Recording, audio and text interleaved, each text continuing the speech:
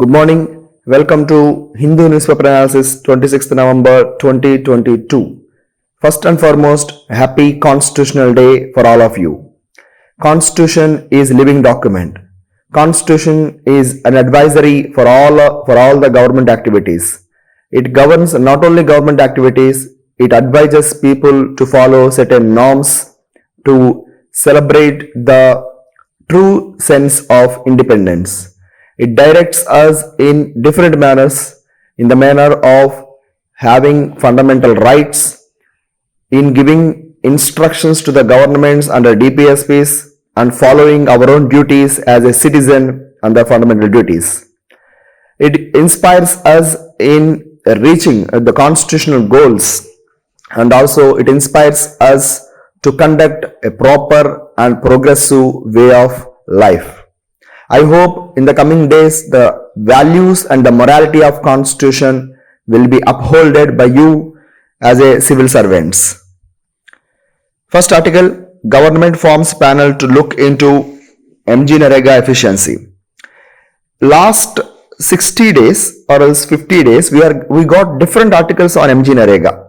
To begin with, Ministry of Rural Development in an internal committee found that wages are not uniform. For example, in Chhattisgarh it is 200 and in Gujarat it is around 300. Like that, there is non-uniform tariffs are there. Second thing is, there was a delay of funds and the quality of works are poorly maintained. And the internal committee of Ministry of Rural Development also mentioned that the funds for social audit was also very low. For example, some states even doesn't giving proper information about social audit also. Later, it also mentioned that Kerala raised a complaint against the limiting the number of work days. In that, Ministry of Rural Development allowed Kerala for extra days and for extra works also.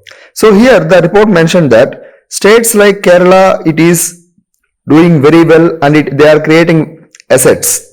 However, some states like Bihar, Uttar Pradesh, they are not implementing the scheme very well.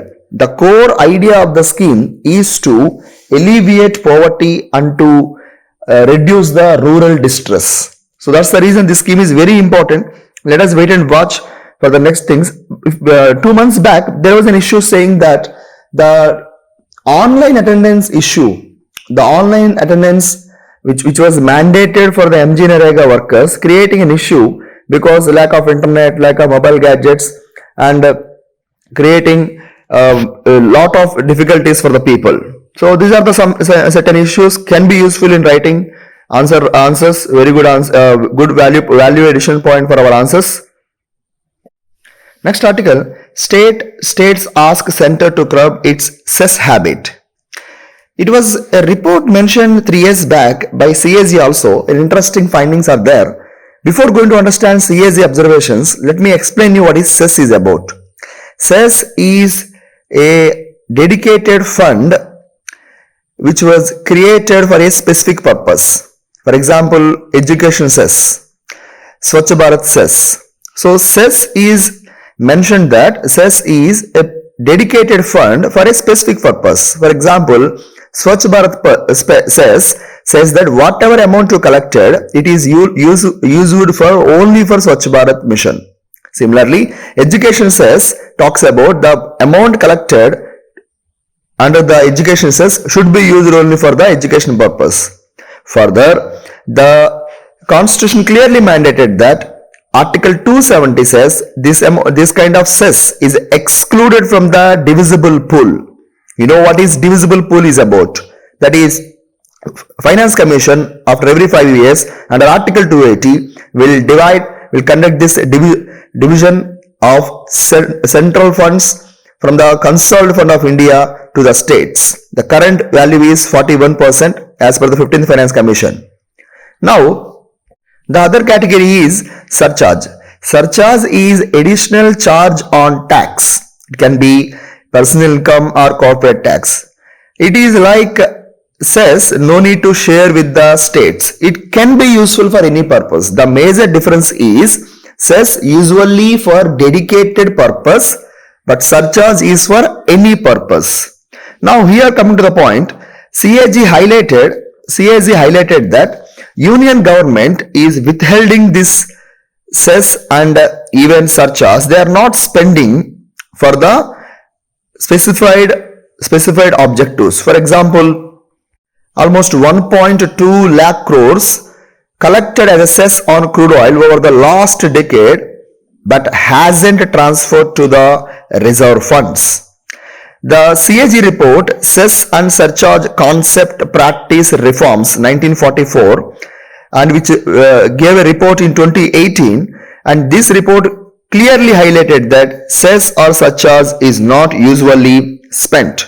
Additionally, the idea of GST, which aims to bring a uniform taxation or one nation one taxation slogan, unfortunately this GST even placed different kind of cess. I will read some of the cesses imposed on under the GST. They impose export cess, health, education, road infrastructure, building and other construction workers welfare cess, natural calamities and contingency duty on tobacco and tobacco products cess. So all this cess is imposed under after the GST itself. Even 2021 budget announced this health cess of 5% on medical devices. So all these are issues. Now it was raised against the central government. Let us wait and watch for the next developments. COP21 and the ambiguity about responsibility. It is well known fact that recently in Sharm el-Sheikh in Egypt, which is one of the green city in Egypt, we concluded COP21 Summit. COP21 Summit was happened after the devastating effects of heat waves in Africa, London, even some parts of India. Pakistan witnessed floods, almost 1/3 of Pakistan witnessed floods, hurricanes and floods reported even in different parts of globe, even from China also we have floods. At this backdrop, we concluded this COP21 Summit. However, the most significant development in COP27 Summit was the creation of Loss and Development Fund. It is well known fact that loss and development was the idea put forward in COP19 2013 Warsaw International Mechanism. However, it became prominent in the later times. IPCC defines loss and damage in the following terms. IPCC said loss and damage is similar to liability and compensation. It may be in two categories, economic and non-economic.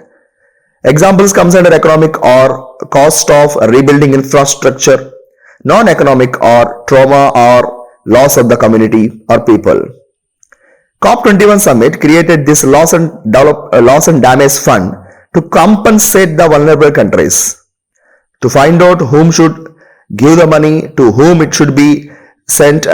There is a committee called as Transitional Committee and they will work out on it.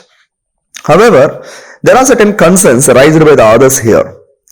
They mentioned that Loss and Development Fund is a welcome step. However, it is excluding the core of the climate negotiations, that is CBDR, Common but Differential Responsibilities, which highlights that the countries which are responsible for the high global emissions from the earliest part of the 16th century, they has to pay more for their liability.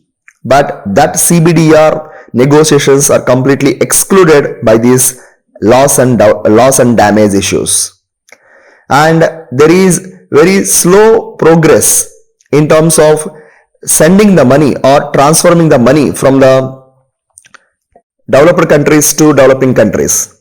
For example, in 2019, they promised to give 2009 they promised to give $100 billion, and it was also reiterated in the Paris Agreement. By 2020, developed countries will create $100 billion fund plus technical transfer. However, that was still unmet. Secondary, in the second issue in the COP21 Summit, Ministry of Environment from India highlighted the concerns over high emissions from the developed countries in the post-COVID period in the name of recovery. And it also mentioned that countries are violating the carbon budgeting, that is the limit on the carbon emissions. Further, it is unfortunate that Paris Agreement Article 2.1, which says that financial flows to meet the low carbon developments are yet to met. So here others suggesting that there are two different ideas came from the COP27 meeting. One is creation of multilateral development bank, which can offer loans which can support the climate financing. Then the second is carbon marketing. Carbon marketing is an idea. Let us take an example here. There are two companies, one company A, company B. Company A adopted renewable energies and company B is not adopting any renewable energy practices. Now company A will have a target. So every country will fix a target like 10 units of renewable energy or 20 units of renewable energy.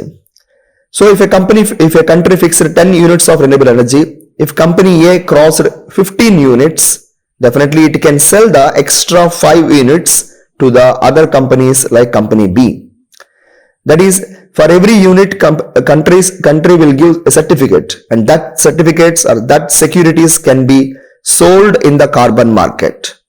So that is the concept of carbon market, which is evolved in European Union countries and still it is evolving in the other countries. So that is one way of financing low carbon emissions. The third way is just emerging transition partnerships, JETPs, where they will have a joint partnerships, private companies and some other companies will have joint partnerships for the transmission from fossil fuels or non-renewables to renewables.